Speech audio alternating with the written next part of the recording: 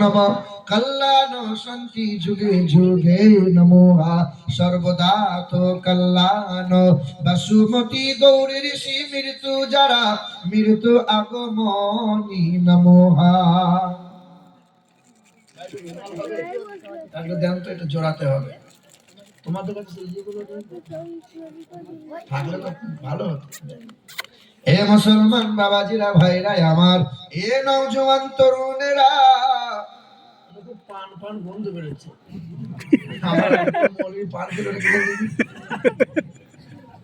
এ মুসলমান ভাইরা আমার, এ নওজোয়ান তরুণেরা আমার, যুবকেরা, আমাদের হিন্দু ভাইদের বিশ্বাস আর ধারণা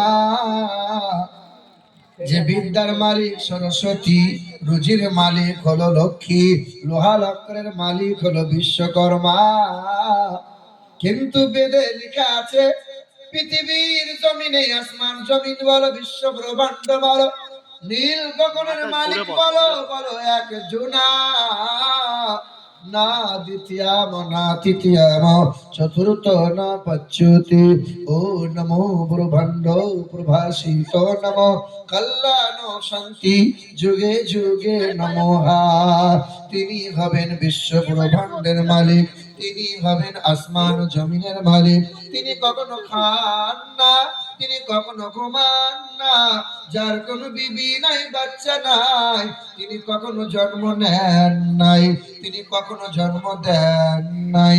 তিনি এক দ্বিতীয় লা শারীকা লাহ।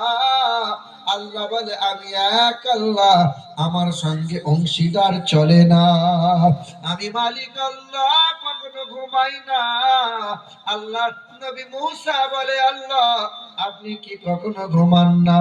আল্লাহ বলে ওরে মুসা, আমি আল্লাহ যদি ঘুমাইয়ে যাই, রাতের বেলায় বান্দা শুনে রেখে দাও, আসমানে তারকা চন্দ্রকে দিয়ে আসমানকে কে সাজাইবে বলো? আমি আল্লাহ যদি ঘুমাইয়ে যাই, সকাল বেলায় সূর্যকে কে দাঁড় করাইবে বলো? আমি আল্লাহ যদি ঘুমাইয়ে যাই, বান্দা তোমার রাতের বেলায় কে ঘুম ভাঙাইবে বলো? আমি আল্লাহ ঘুমাইলে তোমার কে ঘুম ভাঙায়? আমি আল্লাহ ঘুম ভাঙাই, তাই দেখতে পাও সকাল। আমি আল্লাহ যদি ঘুম না ভাঙাই, বান্দা দেখতে পাবে পরকাল। আল্লাহ খায়, আল্লাহ ঘুমায়, আল্লাহর কোন বিবি বাচ্চা আছে? আল্লাহ কখনো জন্ম নিয়েছে? কাউকে জন্ম দিয়েছে? আমাদের আল্লাহ এক না দুই? আমাদের আল্লাহ যদি এক না হয়ে দুটো হতো, একটু ভালো হতো না খারাপ হতো? বাপের দুই ছেলে, রাস্তার ধারে এক কাটা জায়গা আছে, বড় ছেলে বলে আমি নেব, ছোট ছেলে বলে আমি নেব, রাত দিন মারামারি ঝামেলা পাকে, কেস কাচারি হয়, রাত দিন পুলিশ প্রশাসন আসে, বাপ শুধু মসজিদের কোণে গিয়ে বসে আর বলে আল্লাহ আমার মাজা হলে ভালো হতো। দুটো ছেলে নিয়ে ঝামেলা শেষ নাই। আল্লাহ বলে ঝামেলা আমি আল্লাহ রাখি নাই। আসমানের মালিক আমি আল্লাহ, জমিনের মালিক আমি আল্লাহ, খাবার দেওয়ার মালিক আমি আল্লাহ, বৃষ্টি দেওয়ার মালিক আমি আল্লাহ, আমি আল্লাহ ইজ্জত বেইজ্জতের মালিক আমি এক আল্লাহ, আমি অংশীদার রাখি না। ওই আল্লাহকে যদি তালাশ করতে চাও, ওয়াসিরু ফিল আরদি ফানদুরু কাইফা কানা আকিবাতুল মুকাদ্দিবিন, পৃথিবীতে বিরাজ করো, মধুর মিষ্টি নিয়ে গবেষণা করো, এক আল্লাহ খুঁজে পাবে। দরিয়া ঢেউ নিয়ে গবেষণা করো, এক আল্লাহ খুঁজে পাবে। দুধের সাদা নিয়ে গবেষণা করো, এক আল্লাহ খুঁজে পাবে। আমি আল্লাহকে যদি তালাশ করতে চাও, বান্দা আমি আল্লাহ তোমার কাছে আছি, জানো বান্দা কতটা কাছে? ওয়া নাহানু আকরাবু ইলাইহি মিন হাবলিল ওয়ারিদ। বান্দা আমি আল্লাহ তোমার নিকটে আছি, ধারের রথটা যতটা নিকটে, আমি আল্লাহ তার চাইতেও নিকটে আছি। আমি আল্লাহকে যদি তালাশ করো, প্রতিটা নিয়ামত, প্রতিটা সৃষ্টির মাঝে আমি আল্লাহর মহান কুদরত বিদ্যমান। জোরে বলো সুবহানাল্লাহ। কে দিল রে লতার গাছে, কে দিল রে লতার গাছে এত বড় কদু? কদু বোঝেন তো আপনারা? লাউ লাউ বলে। কে দিল রে লতার গাছে এত বড় কদু? কার ইশারায় মৌমাছিরা মৌচাকে দেয় মধু? শিমুল গাছে কে দিল রে নরম নরম তুলা? কার আদেশে চৈত্র মাসে জমিন মাঝে ধুলা?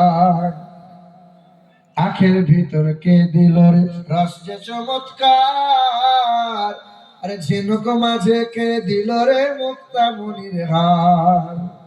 মরিচ গাছে এত কেন মরিচ বড় ঝাল? ভাদ্র মাসে কার ইশারায় পাকে গাছের তাল? দুধ কেন এমন সাদা, মরিচ কেন ঝাল? আমগুলো সব পাকলে পরে ভাই কেমন লাল? আচ্ছা মানুষ বলো দেখি রাত্রি কেন কালো? সূর্যমণি কোথা হতে পেল এমন আলো? সন্ধ্যা বেলায় আকাশ ঘিরে তারার আবির্ভাব। আরে মিষ্ট জলে পূর্ণ কেন গাছের কচি ডাব? চিনি কেন মিষ্টি এত, তেঁতুল কেন টক? আরে কোকিল কেন কালো, এত ফর্সা কেন বক? আমরা সবাই বাস করি ভাই এই দুনিয়ারই রঙে। হাতের লেখা মুখের চেহারা মেলে না কারো সঙ্গে। আর মেলে না কণ্ঠ গলার, আর মেলে না কণ্ঠ গলার বড় আঙ্গুলের টিপ। আরে আল্লাহ তাআলা আছেন একজন, প্রমাণ হলো ঠিক। জোরে লা ইলাহা ইল্লাল্লাহ, জোরে লা ইলাহা ইল্লাল্লাহ, মুহাব্বতে লা ইলাহা ইল্লাল্লাহ, লা ইলাহা ইল্লাল্লাহ মুহাম্মাদুর রাসূলুল্লাহ। এ মুসলমান নওজোয়ান যুবক যারা, একটু মনোযোগ সহকারে শুনি বাবা। ওই কোরআন শরীফে আল্লাহ 114টা সূরা দিলেন, তবে একটা সূরার নাম দিয়েছেন, সূরার নাম পিঁপড়ে। আবার আল্লাহ একটা সূরা দিয়েছেন, ওই সূরার নাম হলো সূরা মৌমাছি।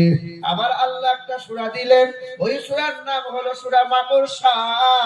আছে 19 নম্বর পারা, সূরার নাম সূরা নামাল। নামালের বাংলা হলো পিপিলিকা। আল্লাহ কোরআনে পিপিলিকা নিয়ে আলোচনা করলেন। ওই পবিত্র কোরআনের 19 নম্বর পারার 14 নম্বর পৃষ্ঠার 4 নম্বর লাইন 18 নম্বর আয়াতে আল্লাহ জানাইলেন, হে দুনিয়ার মানুষেরা, ক্বালাত নামলাতু ইয়া আইয়ুহান নামলু দুখুলু মাসাকিনাকুম লা ইয়াতিমান্নাকুম সুলাইমান ওয়া জুনুদুহু ওয়া হুম লা ইয়াশউরুন। জার্মানির বড় এক বৈজ্ঞানিক কোরআন পড়ছিল। কোরআনের ভুল কেমনে পাওয়া যায়? পড়তে পড়তে পড়তে পড়তে এই 19 নম্বর পারার 18 নম্বর আয়াতে তিনি দেখছিলেন, এখানে আল্লাহ পাক রব্বুল আলামিন বলতেছিলেন, সুলাইমান নবী রাস্তা দিয়ে যান, পথের মাঝে পিপীলিকাকে দেখতে পেয়ে সুলাইমান নবী বললেন, হে পিপীলিকার দল, রাস্তা ক্লিয়ার করে দাও, আমরা যাই, পায়ের নিচে পড়লে তোমরা মারা যাবে।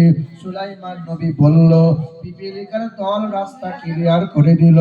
জার্মানের বৈজ্ঞানিক সাংবাদিক সম্মেলনে বলল, মুসলমানরা বলে কোরআনে কোনো ভুল নাই। এই তো কোরআনে ভুল পাওয়া যায়। আমরা গবেষণা করে জানতে পারলাম পিপীলিকার কোনো কান নাই, পিপীরের কোনো কান নাই। তবে ওই সুলাইমান নবী বলল, পিপীলিকা কেমনে শুনতে পেল? এই তো কোরআনে ভুল পাওয়া গেল।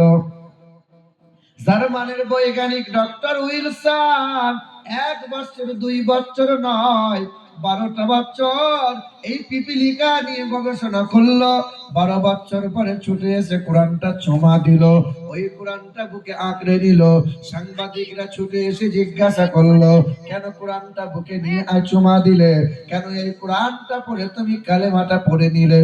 ওই বৈজ্ঞানিক বলেছিল, 12 বছর রিসার্চ করলাম, এই কোরআনটা পড়ে জানতে পারলাম পিপিলিকার কোনো কান নাই, তবে পিঁপড়ে শুনতে পায়, কারণ পিপিলিকার পায়ে সেন্সর বসানো আছে, পিপিলিকার পায়ে ভাইব্রেশন বসানো আছে।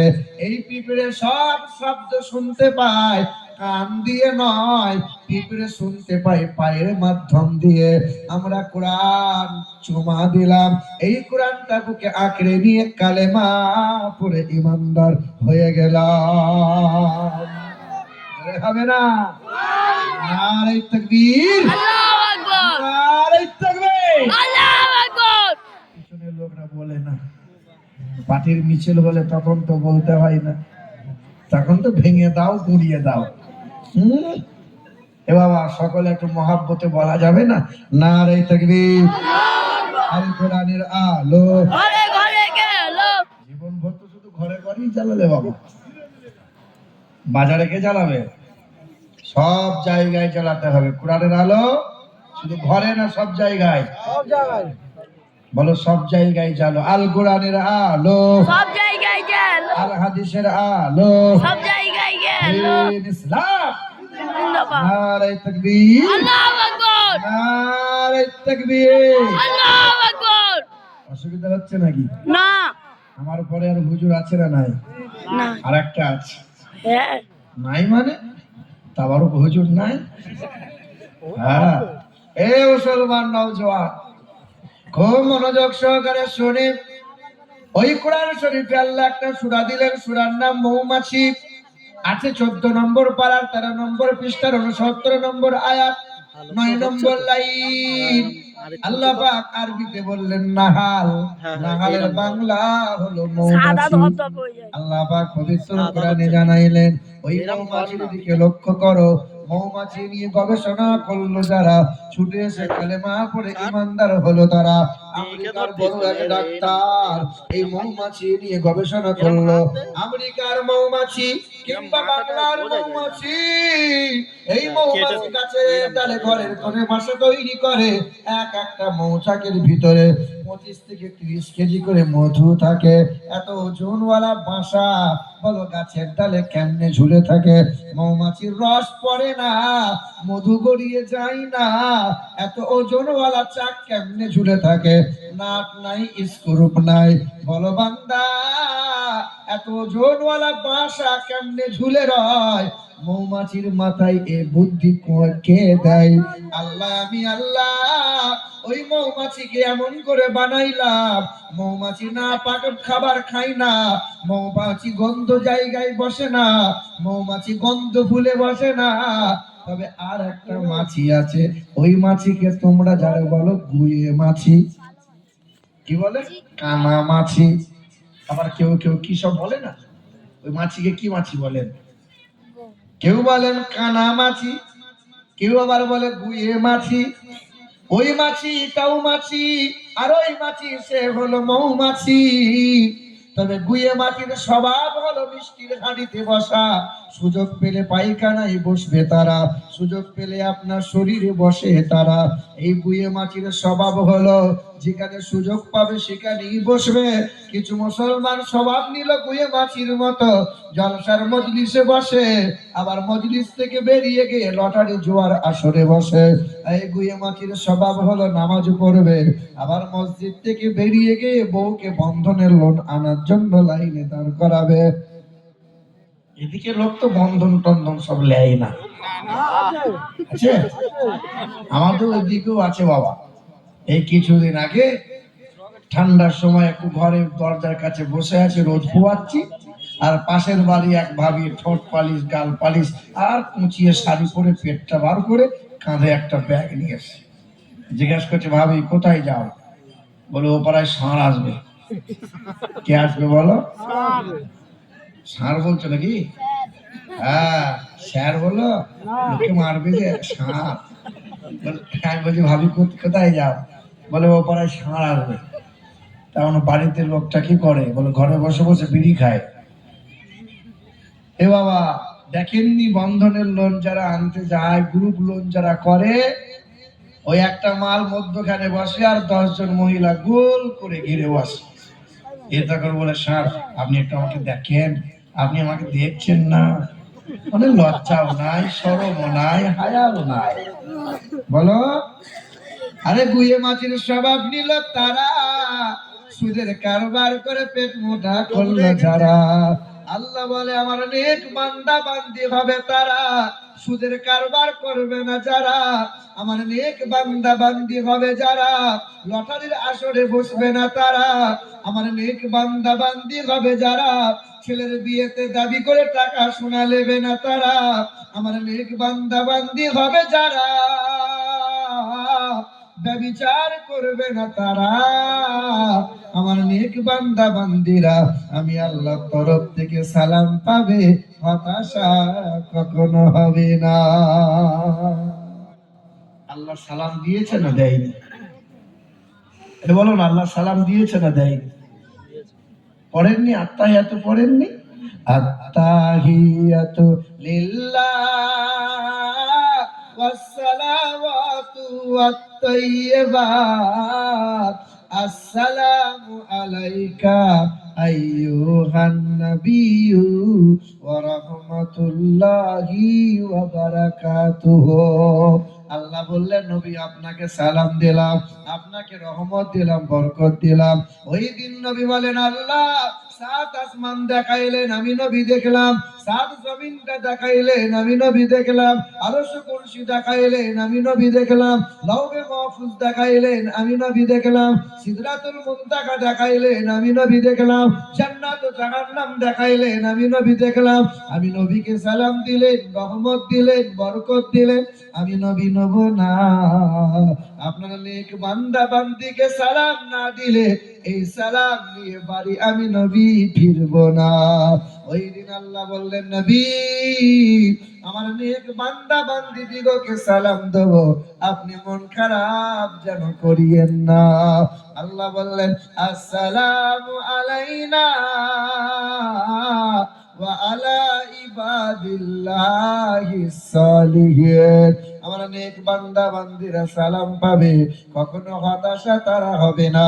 আসমানের ফেরেশতারা বলল, আল্লাহ আশহাদু আল্লা ইলাহা ইল্লাল্লাহু ওয়া আশহাদু আন্না মুহাম্মাদান আবদুহু ওয়া রাসূলুহু। জোরে বলো সুবহানাল্লাহ। এ মুসলমান নওজোয়ান তরুণেরা, এ আমার যুবকেরা, তাহলে মৌমাছি, আল্লাহ বললেন মৌমাছি নিয়ে চিন্তা করো। ওই মৌমাছি সুগন্ধময় ফুলে বসে, ওই মৌমাছি এক আল্লাহর নামে তাসবিহ করে। আল্লাহ বলে, দুনিয়ার মানুষেরা স্বভাব যদি তৈরি করতে হয়, আর স্বভাব যদি নিতে হয়, মৌমাছির স্বভাবটা নাও। ওই মৌমাছি রস সংগ্রহ করে, সুগন্ধময় ফুলে বসে, এক আল্লাহর নামে তাসবিহ করে, কখনো ফাঁকি মারে না। ওই মৌমাছির রসকে আমি আল্লাহ মধু বানাই, মিষ্টতা দান করি।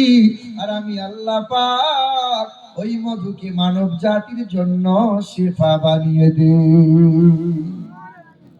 এ মুসলমান নওজোয়ান তরুণেরা, নেক বান্দা বান্দি হব বাবা। আল্লাহ বলে, নেক বান্দা হও। নেক বান্দা হলে কেউ মারতে পারবে না, নেক বান্দা হলে কেউ অপমান করতে পারবে না, নেক বান্দা হলে কেউ অপদস্থ করতে পারবে না। মা আতাকুমুর রাসূলু ফাকুদুহু ওয়া মা নাহাকুম আনহু ফান্তাহু। আমার নেক বান্দা বান্দি হবে যারা, পৃথিবীর জমিনে মাথা উঁচু করে বাঁচবে তারা, আমার নবীর ইত্তেবা করবে তারা, আমার নবীর অনুসরণ করবে তারা, নবী যা দেবে গ্রহণ করবে তারা, নবী যা ছাড়তে বলে তা থেকে নিজেকে দূরে সরিয়ে নেবে তারা। আমার নেক বান্দা বান্দি হবে যারা, আমি এক আল্লাহকে ভয় করে কদম বাড়াবে তারা।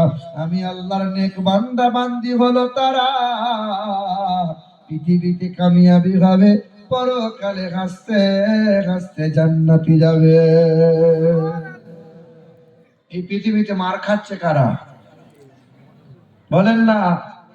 ষষ্ঠ জাতি আমরা, ষষ্ঠ ধর্ম পেলাম আমরা, ষষ্ঠ কিতাব পেলাম আমরা, আর গোটা বিশ্বের মাটিতে লাঞ্ছিত অপমানিত কারা? বলো বলো। মুসলমান। আমরা এক আল্লাহকে ভুলে গেছি, আমরা এক আল্লাহকে ভুলে গেছি। তবে কিছু কিছু লোকের ধারণা জানেন, যারা আল্লাহ হচ্ছেন আমাদের এক আল্লাহ, তিনি আমাদের মালিক, তবে ছেলে মেয়ে পীর সাহেব দেয়। ছেলে মেয়ে কে দেয়? মাজারে গেলে ছেলে পাওয়া যায়। আমি ওয়াজ করে বসে আছি ডানকুনিতে, ওয়াজ করে বসে আছি, খাবার খাবো, তো এক মহিলা বোরখা পরে এসেছে, স্বামীটা পিছনে দাঁড়িয়ে আছে, উপর হয়ে পায়ের কাছে এসে বলছে, হুজুর আপনাকে একটা ছেলে দিতেই হবে, 7 বছর ছেলে হয় নাই। আমার ছেলে কি ব্যাগে ভরা আছে, তোকে ছেলে ভরে দেবো? ছেলে দেওয়ার মালিককে? হ্যাঁ বাবা, তোমরা তো মাদ্রাসায় পড়ো, এখানে মাদ্রাসায় পড়ার ছেলে কেউ আছে বাবা? মাদ্রাসায় পড়ে, মক্তবে লয়, মাদ্রাসায় পড়ে কেউ আছে? তালবিলিম? হ্যাঁ, এই তালবিলিম যারা হয় খুব বিচক্ষণ হয় বাবা। দেখবেন যে ছেলে বাপ মা বাগাতে পারে না, বাপ মার দেখছে আমার ছেলে আমার কথা আর মানে না, এই ছেলেকে মাদ্রাসায় দেয়, মৌলবি তুই সামলা। কি বলছেন বলেন? ভুল বলছে নাকি? আমিও তালবিলিম ছিলাম, তবে মাদ্রাসার ছেলে একটু বিচক্ষণ হয়। এই ছেলে যখন কুরআন পাকের স্পর্শ পায়, এই ছেলে তখন আল্লাহওয়ালা হয়ে যায়। কারণ কুরআন শরীফের স্পর্শ পেলে বান্দা দাম কমে যায় না বেড়ে যায়? কুরআন শরীফ যে কাপড় জড়িয়ে দেওয়া হয়, জড়িয়ে রাখা হয়, ওই কাপড়টার নাম কি বাবা? কি বলেন কাপড়টাকে? জুজদান বলেন না? জুজদান বলেন না? জামা কাপড় তো ঘরে অনেক আছে, অনেক দামি দামি কাপড় আছে, পা লাগলে কেউ সালাম কালাম করে না, কিন্তু এই কোরআন শরীফের জড়িয়ে থাকা জুজদানকে যদি পায়ে লাগে তো মুসলমানের মনে বড় কষ্ট হয়। কেন এত দাম বেড়ে গেল? এই কাপড় কোরআনের স্পর্শ লেগেছে, তাই তো এই 20 টাকা দামের কাপড়ের সম্মানকে আল্লাহ সবার চাইতে বাড়িয়ে দিয়েছে। এই যে রাখেন, কাঠের চেয়ার, কাঠের টেবিল, কাঠের খাট আছে, পা লাগলে কোনো অসুবিধা নাই, কিন্তু কাঠের রেহেলে যখন পা লেগে গেল তো মুসলমানের মনে বড় কষ্ট হলো। কেন? বলে কোরআন শরীফের স্পর্শ লেগেছে বলে এই রেহেলের দামকে আল্লাহ বাড়িয়ে দিয়েছে। আপনি বলেন না কেন 12 মাসের ভিতরে সবচেয়ে দামি মাস কোনটা? বলে রমজান মাস। কেন এত দাম বেড়ে গেল? বলে আল্লাহ পাক বলেন, শাহরু রমাদান আল্লাযী উনজিলা ফীহিল কুরআন, রমজান মাসে আমি আল্লাহ কোরআনটা নাজিল করে দিলাম, তাই তো রমজান মাসের কদরকে আমি আল্লাহ বাড়িয়ে দিলাম। সবচেয়ে দামি রাত কোনটা? শবে বরাত, লাইলাতুল কদরের রাত। ইন্না আনজালনাহু ফি লাইলাতুল কদর, আল্লাহ বলেন লাইলাতুল কদরের রাত্রিতে কোরআন নাজিল করলাম, তাই তো কদরের রাত্রির দাম সবচেয়ে বেশি বাড়িয়ে দিলাম। কত দাম বেড়ে গেল? বলে 83 বছর 6 মাস ইবাদত করলে যে সওয়াব পাওয়া যায়, ওই এক রাত ইবাদত করলে আল্লাহ ওই সওয়াব দান করে দেয়। বলেন তো সবচেয়ে দামি ফেরেশতার নাম কি? জিবরাইল ফেরেশতা। আরে জিবরাইল ফেরেশতার দাম কেন এত বেড়ে গেল? নাযালা বিহির রূহুল আমিন। জিবরাইল বলে কোরআনটা আমি জিবরাইল ফেরেশতার মাধ্যমে নাজিল হলো, তাই তো আমি আল্লাহ জিবরাইল ফেরেশতার দাম আল্লাহ বাড়িয়ে দিল। বলেন তো সবচেয়ে দামি মানুষটার নাম কি? নবী মুহাম্মদুর রাসূলুল্লাহ সাল্লাল্লাহু আলাইহি সাল্লাম। এই পৃথিবীর মানুষ কোরআন যদি বুকে তুলে নেয়, এই কোরআন যদি পড়ে, এই জামানার ছেলেরা যদি কোরআনকে স্পর্শ করে, এই ছেলেগুলোর দাম বাড়বে না কমবে? আল্লাহ কোরআনের স্পর্শ থাকার কারণে বান্দার দামকে আল্লাহ বাড়িয়ে দেবে। তো মাদ্রাসার ছেলে খুব বিচক্ষণ হয়। দেখেননি আমাদের মসজিদ ইমাম সাহেব কই? এই দেখেন সামনে আসেন, আসেন না। এই দেখেন ইমাম সাহেব দেখতে যেমন, চেহারাও তেমন, আর মনের দিকেও মাশাআল্লাহ খুব ভালো। আপনাদের মনের মতো মানুষ নয়, কি বলেন? তবে আপনার গ্রামে নাই, বেশিরভাগ গ্রামে পাওয়া যায়। এই ইমাম সাহেবদের পিছনে খোঁচা মারার লোক আছে না নাই? আছে না নাই? আপনার গ্রামে আছে? আছে? এই গ্রামে নাই। এ বাবা, ইমাম সাহেব তো ভয়ে বলছে নাই, কিন্তু সব গ্রামেই পাওয়া যায়। এ বাবা, আছে না নাই বলেন না? ইমাম সাহেব যদি ফেরেশতাও হয় তো দেখবেন সমাজে কিছু কিছু লোক ইমামের পিছনে কাটি মারার জন্য লোক তৈরি হয়ে যায়। ইমাম সাহেব সাদাসিধে মানুষ, ঘর থেকে বেরোয় না। তো কিছু লোক বলে মৌলবি পোল্ট্রি মুরগি, ঘর থেকে বেরোয় না রে। ইমাম সাহেব বলে একটু বিকেল বেলায় যাবো, তো রাস্তা দিয়ে বাজারে যায়। তো কিছু লোক বলে মৌলবীর স্বভাব ভালো নয়। তো ইমাম সাহেব একটু মাথা নত করে করে যায়। তো কিছু লোক বলে মৌলবী কোমরের দোষ আছে মনে হয়। তো ইমাম সাহেব বলে ঠিক আছে বুক ঠাড়ো করে যাব। ইমাম সাহেব একটু বুক ঠাড়ো করে যায়। কিছু লোক বলে মৌলবীর টাকার গরম হয়েছে মনে হয়। কি বলছেন? ভেতরে ঢুকে থাকলেও দোষ, বাইরে বেরোলেও দোষ। একটু মাথা নত করলেও দোষ, একটু বুক ঠাড়ো করলেও দোষ। বলেন না কেন? বাবার বেটা মেলে গরুর হাটে গরু কিনতে গেছে। তো বেটা বলছে আব্বা একটা গাধা কেন? তুই এক গাধা আর এক গাধা নিয়ে সর্বনাশ করবো বাবা। বলে না আব্বা একটা গাধা কেন আব্বা? বলছে ঠিক আছে দাঁড়া। তো বাপ একটা গাধা কিনেছে। তো বাপ আর বেটা মিলে গাধা কিনে বাড়ি আসছে। আর মোড়ের মাথায় কিছু লোক বাঁ হাতে করে চা খাচ্ছে, আর ডান হাতে করে বিড়িতে টান মারছে। এরকম করে বিড়ি খাচ্ছে আর বলছে হ্যাঁ রে গাধা কিনে নিয়ে আসছে মনে হচ্ছে। তো ছেলে বলছে আব্বা তুমি চাপো, আমি একটু হেঁটে হেঁটে যাই। তো বাপ চেপেছে, তো ছেলে হেঁটে হেঁটে যাচ্ছে। তো কিছু লোক মোড়ের মাথায় বলছে হ্যাঁ রে তোরা খ্যাপা। আর বাপ তো লয়, বাপ কাপুরুষ তো। দেখো বাপ ঠিক নিজে আরামে হেঁটে হেঁটে মানে বসে বসে যাচ্ছে, আর ছেলেটাকে কেমন হাঁটাচ্ছে দেখ। তা বাপ বলছে খোকা তুই বস আমি হাঁটি। ও হেঁটে হেঁটে যায়। তো মোড়ের মাথায় আবার কিছু লোক বলে ছেলে লয় তো বিচুতি মাল। বুড়ো বাপটাকে হাঁটিয়ে নিজের ছেলে কেমন আরামে যাচ্ছে দেখ। তো ছেলে বলছে আব্বা তুমিও চাপো। তো বাপ বেটা মিলে দুজনাই চেপেছে। আর এক মোড়ের মাথা যেমন পার হয়েছে। তো কিছু লোক বলে তোর বিবেক হলো না রে, বাপ বেটা দুজনাই চাপলি অবলা কাঁথা পেয়ে। তো বাপ আর বেটা মিলে যায়। তা বলছে বাবা তুমি হেঁটে সব হেঁটে হেঁটে চল।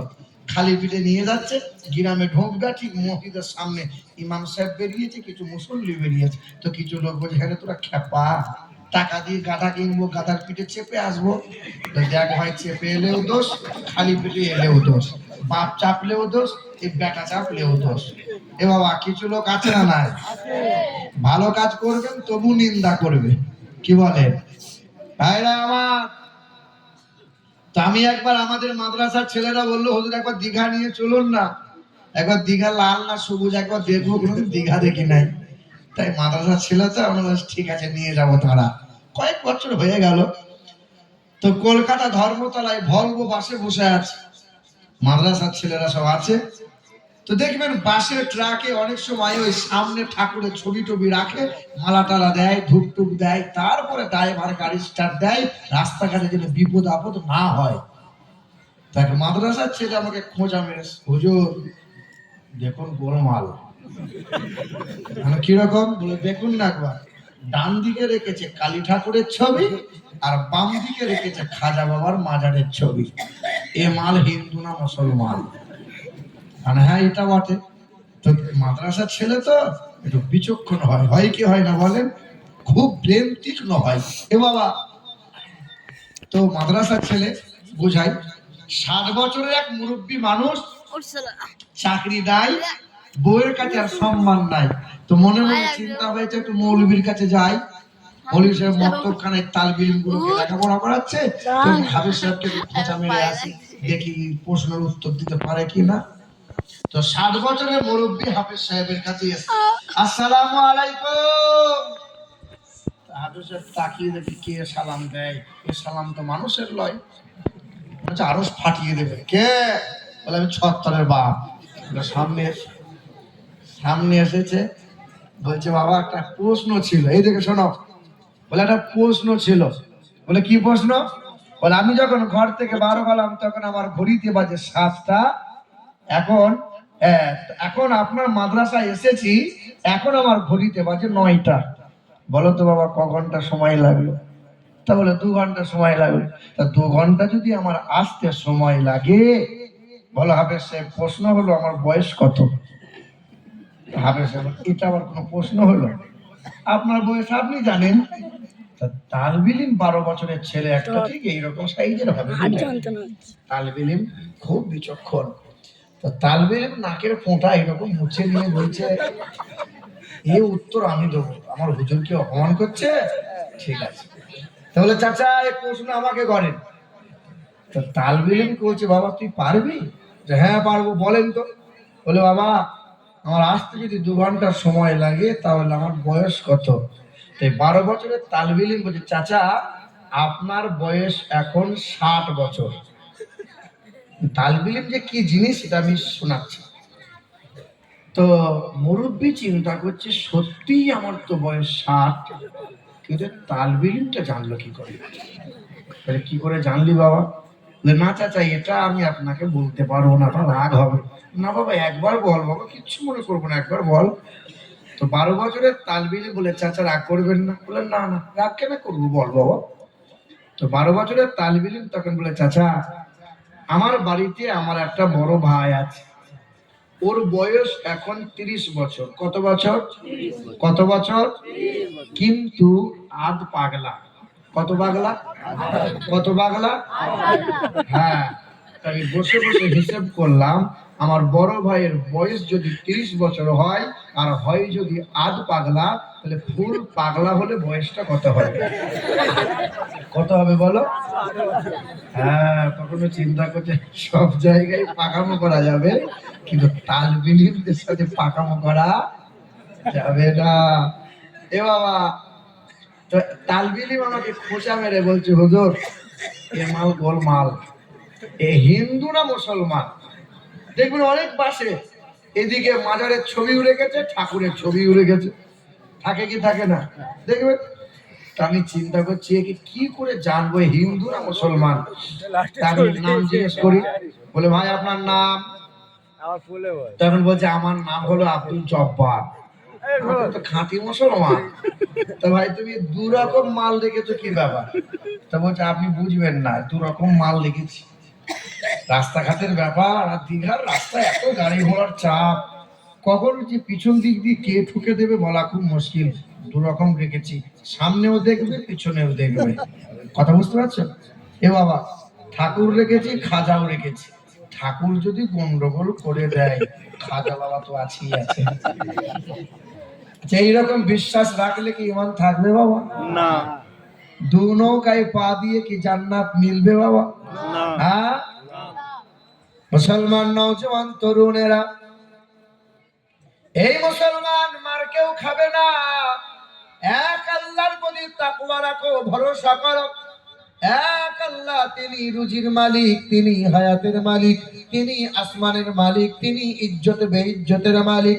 এ মুসলমান নওজওয়ান তরুণেরা, এই তো কিছুদিন আগে মেদিনীপুর চন্দ্রকোনা বলে একটা জায়গা আছে, কত বছরে দুর্গা পুজো হচ্ছিল।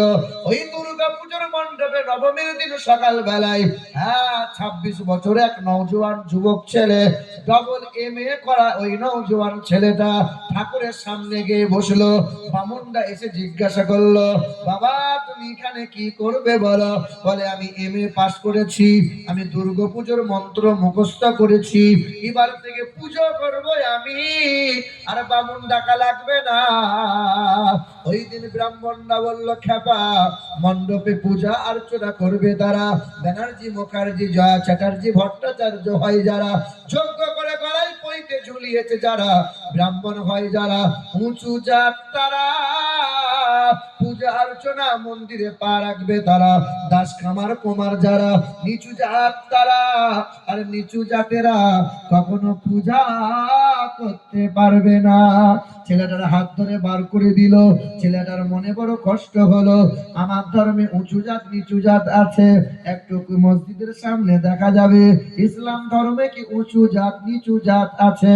খোদার ঘর মসজিদে আজান হয়, জুম্মার দিনে কত মানুষ নামাজ পড়তে যায়, ডাক্তার মাস্টার যায়, উকিল নেতা প্রফেসর যায়, গরিব যায় অসহায় যায়, কালো কালো ফর্সা গরিব ধনী যায়। ওই খোদার ঘর মসজিদে উঁচু জাত নিচু জাত বলে কিছু নেই, গরিব ধনী কালো ফর্সা বলে কিছু নাই, আরবি বিহারি বলে ভেদাভেদ নাই, বাঙালি গুজরাটি বলে সব দেখা চলে না রে ভাই। খোদার ঘর মসজিদের নামাজ হয়ে গেল, হিন্দু ঘরের ছেলেটা ইমাম সাহেবের সামনে দৌড়ে গেল, ইমামের হাতটা ধরে বলল, ইমাম সাহেব আমি হিন্দু ঘরের ছেলে, আমার ধর্মে উঁচু জাত নিচু নিচু জাত, ইসলাম ধর্মে উঁচু জাত নিচু জাত বলে কিছু নাই, এমন একটা ধর্ম জীবনে কখনো পাই নাই।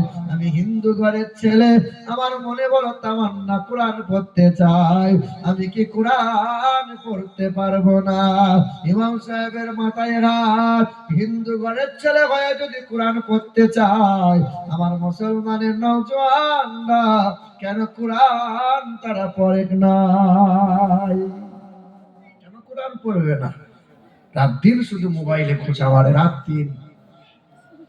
এ নওজোয়ান তরুণেরা, আমার যুবক ভাইরা, এই মোবাইলের নেশায় পড়ে কত নওজোয়ান যুবক ধ্বংস হয়ে গেল। রাত দিন কত ছেলে মেয়ে ব্যভিচারে লিপ্ত হলো, কত অশ্লীল ভিডিও ছবি দেখতে লাগলো। কোচবিহারের এক ছেলে গুজরাটে কাজ করে, হিরে সেটিং এর কাজ।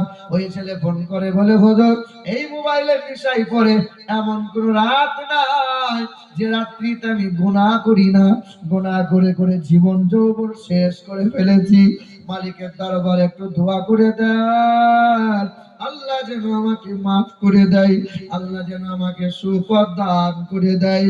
এ যুবক, তোমাদের পায়ে হাত রেখে বলি, এই মোবাইলের নেশায় পড়ে আমল নষ্ট করো না, এই মোবাইলের নেশায় পড়ে নবীর মাথা নত করে দিও না, এই মোবাইলের নেশায় পড়ে নিজের জীবন ধ্বংস করো না, এই মোবাইলের নেশায় পড়ে বাপ মাকে ভুলে যেও না, এই মোবাইলের নেশায় পড়ে তুমি তোমার ইবাদতকে নষ্ট করে দিও না। এই মোবাইলের নেশায় পড়ে কত ঘরের বৌমা বাচ্চা রেখে পরের হাত ধরে চলে গেল। এই মোবাইলের নেশায় পড়ে কত ছেলে মেয়ের লেখাপড়া ধ্বংস হয়ে গেল। এই মোবাইলের নেশায় পড়ে কত ঘরের কোলের বাচ্চা নষ্ট হয়ে গেল। এই মোবাইলের নেশায় পড়ে কত বাপ মায়ের মাথা নিচু হয়ে গেল। হলো কি হলো না বলো? দেখো না কত যুবক ছেলে নিজের ছবি এইরকম করে মোবাইলে সেলফি তোলে। আজকে আমার মোবাইলটা নাই, নালে দেখাতাম। আপনার গ্রামে আসতে গেলেই কিছু না কিছু একটা আমার বিপদ হয়, জানি না কি আছে। আল্লাহ এর মধ্যেই কোনো মঙ্গল রেখেছিল। ওই কলকাতা বেহালা ঢোকার আগেই একটু ফলের দোকানে দাঁড়িয়ে হ্যাট হয়ে দুটো একটা ফল নিচ্ছিলাম, এই পকেটে রাখা ছিল। টুক করে পিছন দিক দিয়ে কে যে সাইড করে নিয়ে নিল। মোবাইলটা মোটামুটি 26,000-এর মোবাইল, যাই ছিল ছিল, কিন্তু এত মূল্যবান জিনিস ছিল সেই মোবাইলটায়। চলে গেল। তো মনে বড় একটু আফসোস হলো যে যা নিলি একবার আমাকে বলে দিতে পারতিস। এ বাবা, দেখো না কিছু কিছু নওজোয়ান নিজের ছবি এইরকম করে তোলে, একবার চিত হয়ে তোলে, একবার উপর হয়ে তোলে, শুয়ে তোলে, বসে সেলফি তোলে, এই দিক থেকে তোলে, এই দিক থেকে তোলে। কি বলো এ নওজোয়ান যুবকেরা? কালকে বিয়ে করে নিয়ে এসছে আর বউয়ের গলা ধরে ছবি তুলেছে, যে ফেসবুকে ছেড়ে দিয়ে বলছে, দেখ আমার মালটাকে, দেখ দেখ একবার। মানে সে কি করে মুসলমান হয়? যুবক, দেখো না কিছু কিছু লোক হজ করতে যাচ্ছে আর কাবা শরীফের সামনে দাঁড়িয়ে শুধু সেলফি তুলছে, দিয়ে ফেসবুকে ছেড়ে দিব যে আমি হজ করলাম, কাল থেকে হাজি বলবি। ফেরেশতা বলছে আছিলা করে বাঁশ ছিলে রেখেছি, তুইও চালাবি আর আমিও চালাবো। এ বাবা, মানুষ যখন মারা যায় কবরে যখন শুইয়ে দেওয়া হয়, এই লাশটা কবরে নিয়ে যাওয়ার আগে বাঁশ যায় কি যায় না বাবা? ও বাঁশ আগে রেডি আছে, তুই সাবধানে যাস। ও তেল লাগানো বাঁশ আছে, কাঁচা কাঁচা বাঁশ।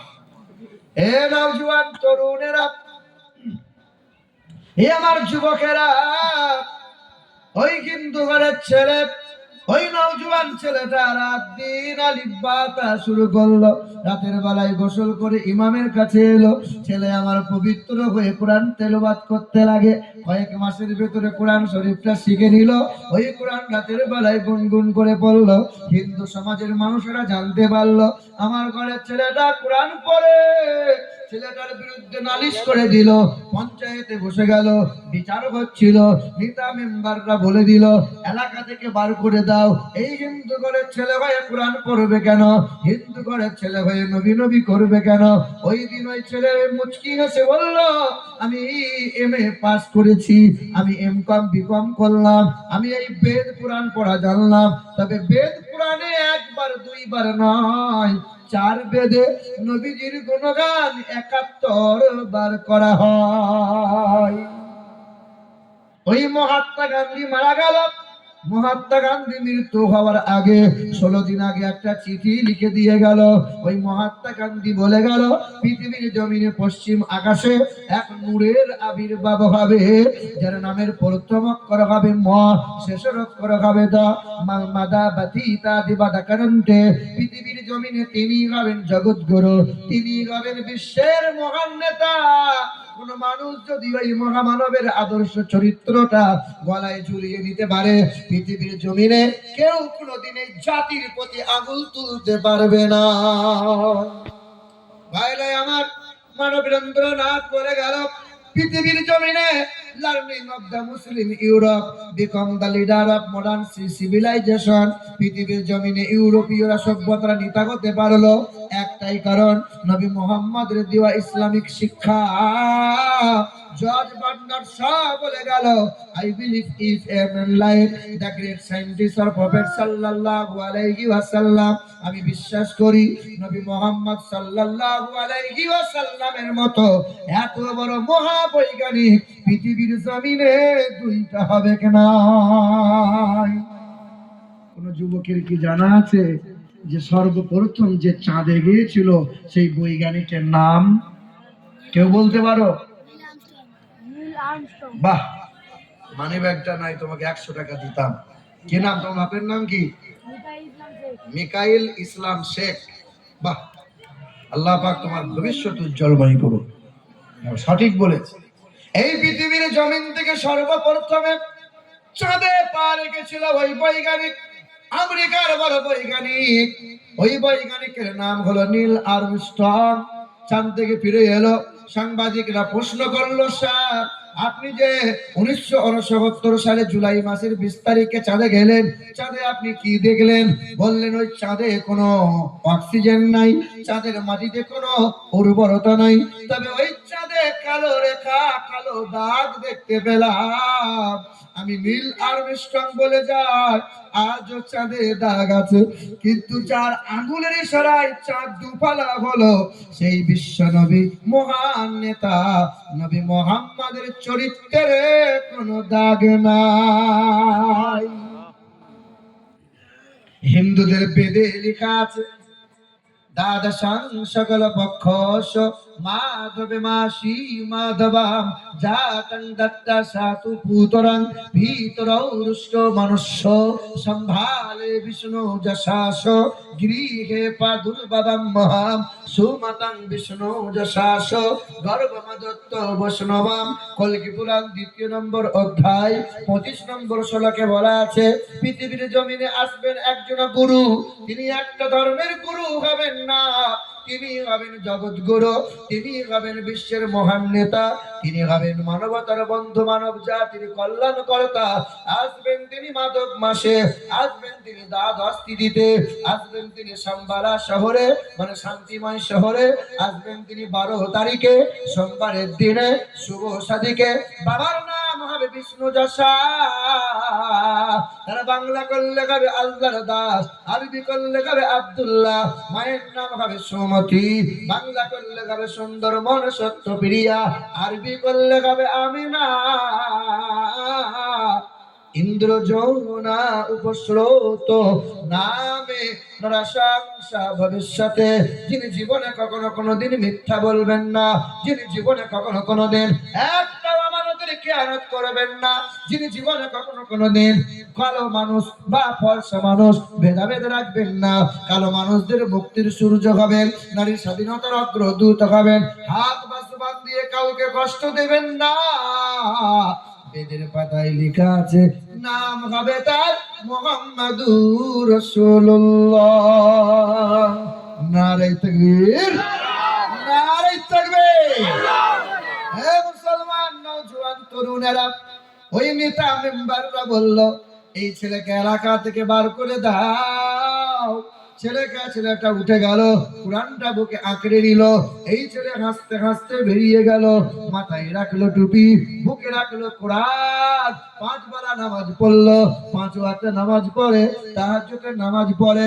হিন্দু ঘরের ছেলে হয়ে যদি কোরআন পড়তে পারে, তার বাবা হিন্দু, মা হিন্দু, দাদা হিন্দু, দাদি হিন্দু, তুমি মুসলমান মুসলমানের ছেলে, তোমার বাপ মা মুসলমান, দাদা দাদি মুসলমান, নানা নানি মুসলমান, বংশ পরম্পরা মুসলমান, মুসলমানের বংশে জন্ম নিয়ে মুসলমান ঘরে বড় হয়ে ওই কোরআন চিনতে পারলে না, ওই কোরআন বুকে নিতে পারলে না, ওই নবী মুহাম্মদ রাসূলুল্লাহর সুন্নাত আদায় করলে না,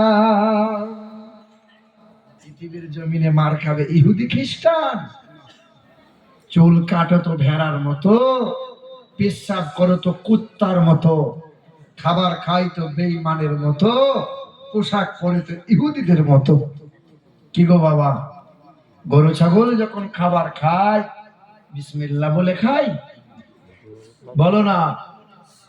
গরু ছাগল খাবার খাওয়া থেকে যখন খাবার খেয়ে উঠে আল্লাহর শুকরিয়া আদায় করে, ওই গরু ছাগল ঘুম থেকে উঠে আল্লাহর শুকরিয়া আদায় করে। গরু ছাগল বসে পেশাব করতে হয় না, ও দাঁড়িয়ে বলো, বসে বলো, শুয়ে বলো, যেমন মন চাইবে গরু ছাগল পেশাব করবে। আরে বসে পেশাব করবে কারা? তোমার ছেলে যারা, তোমার মানুষের বাচ্চা যারা। আরে গরু ছাগল সমাজ মানে না, যেখানে মন চাইবে সেখানে ছটছট করে মুতে দেবে। তোমার ছেলেটা সমাজ মানে বাবা। আরে গরু ছাগল কুকুর বিড়াল রাতের বেলায় জৈন মিলনের পরে সকালে ফরজ গোসল করা লাগে না, আমার ঘরে ছেলে বৌমারা ফরজ গোসল করে বাবা। বেলা 2টো না বাজলে গোসলই করে না, 3টে ডুব মেরে নেবো, গোসল হয়ে যাবে। কি বলো? লাজ নাই, লজ্জা নাই। দেখো না, গরু ছাগলকে ঘোলা পানি দেবে, নদীর পানি দেবে, যা দেবে, নোনতা পানি হোক আর ফিল্টার পানি হোক। আমি দেখলাম মসজিদে অজু করছি তো পানি নোনতা, পানিটা একটু লবণওয়ালা, আর কলের পানিটা খাচ্ছি তো বেশ ভালো লাগছে। তো গরু ছাগলকে নোনতা পানি দাও, ফিল্টার দাও আর খোলা পানি দাও, ও পিয়াস রাখবে, ঢক ঢক করে পান করবে। আমার ঘরের ছেলেগুলো ঘোলা পানি আর ফিল্টার পানি বোঝে বাবা। ঈদের দিনে হোটেলে গিয়ে বলছে 2 বন্ধু মিলে, ম্যানেজার 2টো বোতল দাও। তো হোটেলে গিয়ে বোতল বোঝেন তো আপনারা? হ্যাঁ বাবা। তো 2টো বোতল নিয়েছে, আর এক বন্ধু বলছে, হ্যাঁ রে চিকেন কষা হলে কেমন হয়? কষা, তার সাথে বোতলে টান মারবো এ বাবা। তো আর এক বন্ধু বলছে, আমাদের হুজুর বলেছে ঝটকা খাওয়া যাবে না, মুরগিটা হালাল করা নাকি জিজ্ঞেস কর। তো বলছে শালা খাচ্ছিস তো বোতলে মদ, আবার চিকেন হালাল না হারাম দেখে লাভ কি বাবা? হ্যাঁ যুবক, বলে করে দেখো না, গরুর গলার দড়িটা তোমারই, গরু খুলে গেছে আর তোমার ফসল লাগানো আছে, ছুটে গিয়ে গরুটা দেখছে না এই ফসলটা তো খাওয়া যাবে না, এটা আমার মালিকের ফসল। গরুটা চিন্তা করবে না, সামনে যেটাই পাবে সেটাই চালাবে। তোমার আমার ছেলে বলে দেখো গরু ছাগলের মতো সিগনেচার, তেরঙ্গা, বিমল, রাত দিন চিবোচ্ছে। ওরা জানে না যে কত ক্ষতি হয়, ওরা জানে না হারবাল কোম্পানি রাত দিন এমনি এমনি ধনী হচ্ছে। ওই যে চালা, অল্প দিনে পোল্ট্রি মুরগি হয়ে যাবে, যৌবন ক্ষমতা হারিয়ে ফেলবে, আর ঘরের বউ পালাবে। বা কষ্ট নিও না, গরু ছাগলের মতো এমন চিবাইও না, এগুলো খুব ভালো জিনিস নয়। রাগ করছো নাকি বড় ভাই? না। রাগ করছো? অন্যায় কথা বলছি নাকি? না। সবাই তো নামাজ পড়ো, নামাজ পড়ো, রোজা রাখো, রোজা রাখো, এই কথাই বলে। আমি না হয় সমাজের একটা নোংরা নোংরা জিনিসগুলো একটু বলতে এসেছি বাবা। কষ্ট হচ্ছে? এটা জোরে বলা যাবে না? আরে তাকবীর। মোদী সরকার এমনি ভয় পেয়ে যাবে তোমাদের তকবীর শুনে, ভয়ে ওয়াকফের বিল বাতিল করে দেবে। জোরে বলো না। কিছু কিছু লোক বলছে মৌলভী সাহেব তুমি তো টাকা পাবে, তুমি একাই চিল্লাও। কি বলছে বলো? এ বাবা, মহাব্বতের সঙ্গে পিছনে ছেলেরাও বলো নারে তাকবীর, নারে তাকবীর। হে মুসলমান নওজোয়ান যুবকেরা, এ আমার ভাইরা, আমাকে আপনাদেরকে সচেতন হওয়া লাগবে। 1929 সালে এক বেঈমান রাজপাল মালহোত্রা বলে এক বেঈমান আমার নবীর চরিত্র নিয়ে একটা বই লিখেছিল। ওই বইয়ের ভিতরে লিখেছিল মোহাম্মদ লম্পট, মোহাম্মদ চরিত্রহীন, এমন কথা বলেছিল, কেউ প্রতিবাদ করে নাই। তোমাদেরই মতো এক নওজোয়ান যুবক ছেলে, ছেলেটার বয়স ছিল 20 বছর, ছেলেটার নাম ছিল ইলমউদ্দিন। গরিব ঘরের ছেলে ছিল, 5 ওয়াক্ত নামাজ পড়তো, সকাল সন্ধ্যা ইমামের কাছে গিয়ে বসতো। ছেলেটা কর্মে কাঠমিস্ত্রি ছিল। ওই নওজোয়ান যুবক দৌড়ে মায়ের কাছে গেল, মা তুমি আমার জন্য দোয়া করো মা, আমি একাই প্রতিবাদ করব, কাউকে আমার লাগবে না। মা বলেছিল, খোকা মুসলমানের ছেলে, হক কথা বল, হকের পথে জীবন দে। আমি মা পেটে ধরেছি বেটা, কখনো অন্যায়ের কাছে মাথা নত করিও না। ইলমউদ্দিন 20 বছরের নওজোয়ান যুবক ছেলে মায়ের কাছে দোয়া নিল, আর দৌড়ে দৌড়ে ছুটে গেল। আরে দোয়া নাও মায়ের কাছে, পীর সাহেবের কাছে দোয়া নিয়ে লাভ নাই। মা বাবার দোয়ার বরকতে কত সন্তান আলেম হয়, মা বাবার দোয়ার বরকতে পীর হয়, হাফেজ হয়, মা বাবার দোয়ার বরকতে ডাক্তার হয়, মাস্টার হয়, প্রফেসর হয়। মা বাবার দোয়া যেখানে থাকবে, পৃথিবীর জমিনে কল্যাণ ও কামিয়াবি পাবে। তবে দেখবেন মাটি ভালো হলে গাছ ভালো হয়, গাছ ভালো হলে ফল ফলনটা ভালো হয়। মা বাপ তুমি যদি নেককারিনী হও, সন্তান হবে আল্লাহওয়ালা। খাজা মঈনুদ্দিনের মা বাবা নেককারিনী ছিল, তাই তো জামানার অলি খাজা মঈনুদ্দিন হলো। আর বড় পীর আব্দুল কাদের জিলানীর আব্বা মা নেককারিনী ছিল, তাই সন্তান বড় পীর আব্দুল কাদের জিলানী হলো। আমার মা, যখন আমি ছোট ছিলাম মাদ্রাসায় পড়তাম, আমি 2 মাস 3 মাস পরে যখন বাড়ি আসতাম, মা বিদায় দেওয়ার সময় আমার মাথায় হাত বোলাতো, 2 রাকাত নামাজ পড়ে আল্লাহর দরবারে মুনাজাত করত, আর আল্লাহকে বলতো, আল্লাহ সন্তানকে তোমার রেখে দিয়েছি, হাফেজ কোরআন বানিয়ে দাও। চাওয়ার মতো এমন কিছু নাই গো মালিক, এই সন্তান যদি হাফেজ কোরআন হয়, হাসরের ময়দানে প্রতিদান পাবো। তোমার নবী পাকের পাক জুবানের ঘোষণা, হাফেজের বাপ মা নূরের তাজ পাবে। আল্লাহ তুমি তো হতাশা করবে না। মা বাপ যদি নেককারিনী হয়, সন্তান হবে আল্লাহওয়ালা। আচ্ছা শুনেন নাই যে বড় পীরের বাপ একটা আপেল কুড়িয়ে কামড় দিয়েছিল, নদীতে ভেসে আপেল যাচ্ছিল, যে আপেল শুনেছেন না শোনেন নাই? ওই আপেল কুড়িয়েছিল, মনে মনে চিন্তা হলো না মাপ চাওয়া লাগবে। বাগানের মালিকের কাছে গেল, বলে হুজুর আমাকে মাফ করে দেন, আপনার গাছের আপেলে কামড় দিয়েছে। বাগানের মালিক চিন্তা করলো, চুরি করে কেউ মাপ চাই না, কুড়িয়ে পেয়ে আপেল খেয়েছে, মাপ চাইয়ে সাধারণ ছেলে তো হতে পারে না। বাগানের মালিক বলল, বাবা 12 বছর বাগানের সেবা করো, তারপরে তোমাকে দেখা যাবে। 12 বছর সেবা করলো, 12 বছর পরে বলছে হুজুর মাফ করে দাও। বাগানের মালিক বলে, আমার একটা মেয়ে আছে, বিয়ে করতে হবে, চোখে দেখতে পাই না, কানে শুনতে পাই না, মুখে বলতে পারে না, পায়ে চলতে পারে না, নাম তার উম্মুল খায়ের ফাতেমা। ওই মেয়েকে বিয়ে করলে মাপ পাবে, তবেই তোমাকে বাড়ি যাওয়া হবে, না হলে বাবা বাড়ি যেতে পারবে না। বড় পীরের বাপ বলল ঠিক আছে। বড় পীরের বাবা আবু সালে মুসা রাজি হলো, বিয়ে হয়ে গেল। বাসর রাত্রে বউয়ের কাছে গেল, দরজার সামনে আওয়াজ দিল, আসসালামু আলাইকুম ওয়া রাহমাতুল্লাহ। এই যে যারা হাল ফেলে বিয়ে করেছো বাবা, বউকে সালাম দিয়েছো বাসর রাত্রে গিয়ে? এই যে বিয়ে করতে যেদিন গেছে কপালে এরকম ফুটকুড়ি দিয়েছে, দিয়ে মেয়ের গ্রামে গিয়ে বলছে, আরে মসজিদটা কয় রে? বলছে ওই তো। তো মসজিদে গিয়ে ঝড়ম করে উত্তর দিকে মুখ করে আল্লাহু আকবার। তা বন্ধুরা বলছে, খেপা উত্তর দিক, চালিয়ে দিলাম, অসুবিধা নাই। তো উত্তর দিকে মুখ করে নামাজ পড়ানোর পরে যখন চলে এসছে, এই লম্বা পাঞ্জাবি, মাথায় এইরকম সাংঘাতিক টুপি, মেয়ের মা দেখে মনে করছে সাংঘাতিক আল্লাহর ওলি। নামাজ যখন বিয়ে পড়ানো হয়ে গেল, তো মৌলবী তখন বলছে, বাবা দাঁড়িয়ে সালাম দে, আসসালামু আলাইকুম। সালাম দিল। পরের দিন শ্বশুর বাড়িতে যে বেড়াতে এলো, শাশুড়ি জিজ্ঞেস করছে, হ্যাঁ মা আমার জামাই কই? বলো তো আন্ডার প্যান্ট পরে ঘুরে বেড়াচ্ছে।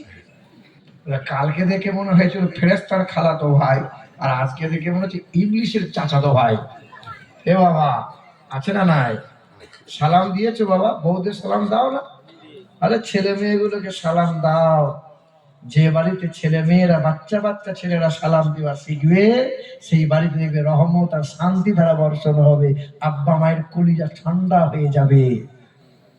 হ্যাঁ, কোরআন বলে ইয়া আইয়ুহাল্লাযীনা আমানু লা তাদখুলু বুয়ুতান গায়রা বুয়ুতিকুম। নিজ বাড়িতে যাও তো সালাম দাও, অন্যের বাড়িতে যাও তো সালাম দাও। বিবিকে সালাম দাও, বিবি স্বামীকে সালাম দাও। তবে এখানকার বউরা খুব ভালো, স্বামীর গায়ে তেল পায়ে তেল দেয়, স্বামীর কথার বাইরে যায় না। কি বলছো বলো? সব তো খাওয়া মা। এ বাবা, আমাদের বর্ধমান ডিস্ট্রিক্টের মেয়েরা একটু ফ্যাশনে চলে, সারাদিন মেহনত করে এসে যদি বলি জয়ের মা গ্লাস পানি দাও, কলসিতে আছে ঢেলে খাও, দেবে না। এখানকার মেয়েরা স্বামীদের তুই তুকারি করে, ভাষা খারাপ করে, স্বামীর বদনাম করে। সারা বছর শুধু একটা পরবে শাড়ি কিনে দাও নাই, গোটা বছর বদনাম, আমার স্বামী কিচ্ছু দেয় না। আমার এখানকার মেয়েরা দেখছে, আমাকে দেখছে, দেখতে পাচ্ছে। হ্যাঁ, এখনকার মেয়েরা কিছু পারুক আর না পারুক, ও স্বামী বস করতে ভালো পারে। কি বলছো বলো? আগেকার বয়ে বয়ে মিল ছিল, ভাইয়ে ভাইয়ে মিল ছিল। ও আটকুলির বিটি কি দুয়ারে মুখস্থ করে এলো, ওখানে পরে ফুকে দিল, 3 মাস পরে ছেলে আলাদা হয়ে গেল। স্বামীকে বস করতে পারে কি পারে না? রাগ করিও না খালা। মহিলারা মনে মনে ভাবছে ওলাও তো মৌলবীকে সামনে বছর আরাম দিলা। হ্যাঁ, শুনে রেখে দাও, বড় হিজাব পরলে জান্নাত নাই মা আমার, বড় বোরখা বললে জান্নাত পাবে না। স্বামীকে রাত দিন তুই তুকারি ভাষা খারাপ করছো যারা, স্বামীর নামে বদদুয়া করছো যারা, হ্যাঁ, স্বামীর নামে বদনাম করে বেড়াচ্ছ যারা, পাড়াই পাড়াই ঘুরে বেড়াচ্ছ বেহায়ার মতো, বেশরমের মতো যে মহিলারা, আরে তাহাজ্জুদ নামাজ পড়লেও ওই মহিলা জান্নাতে যেতে পারবে না। হ্যাঁ, আমাকে এক মহিলা বলেছিল হুজুর তাবিজ দেন, স্বামীকে বশ করবো। আরামবাগ, হুগলি ছিল আরামবাগে, ওয়াজ মাহফিল করে বসে আছি, খানা খাবো, তো এক মহিলা শুধু উঁকি ঝুঁকি মারে। রাজকে আমাকে খাইয়ে দিয়েছে, প্রথম এসেছি আমি আর শেষে উঠেছি। বলছে হুজুর 2:30টায় বেরিয়েছেন, 2:30টায় তুলবো, আপনার চিন্তা নাই, বেলা 12টার সময় ঘর পাঠাবো। আমি তাই করার, কি করবি। এ বাবা, তা শুনে রেখে দেন, খাবার খাবো তো এক মহিলা এসে উঁকি ঝুঁকি মারে, জিজ্ঞাসা করছে কি ব্যাপার। হুজুর একটা তাবিজ আপনাকে দেওয়াই লাগবে। দেখবেন যে বাড়িতে মেয়েদের কথা কম চলে, ওই বাড়িতে সুখ আর শান্তি আসে। আর যে বাড়িতে মেয়েদের কথা চলে বেশি, ওই সংসারে আগুন অশান্তি চলে বেশি। কি বলে? তা আমাকে এসে বলছে হুজুর একটা তাবিজ আপনাকে দিতেই হবে। মানে কিসের তাবিজ? আপনি তাবিজ দেন, টুকটাক দেন, দিয়েন, অসুবিধা নেই। এ বাবা, তা আমাকে বলছে হুজুর এটা তাবিজ আপনাকে দিতেই হবে, আমাদের বাজ পড়াটা কথা শোনে না। তাই বললাম তারা কি তাবিজ? বলে বস করার তাবিজ। বসলি, বসতে বলবো বসবে, উঠতে বলে ওঠে। আর ঠিক আছে। তো সাদা একটা কাগজে এরকম নিয়ে মুড়িয়েছি, কালো সুতোই ভালো করে একদম বেঁধে দিয়েছি। আমি বললাম বোন আমার, এর তাবিজ যেন জীবনে খুলিও না, ভেতরে কিছুই নাই, সাদা কাগজ।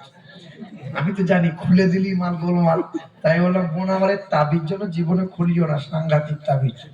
তা বলছে হুজুর গলায় নেবো না হাতে?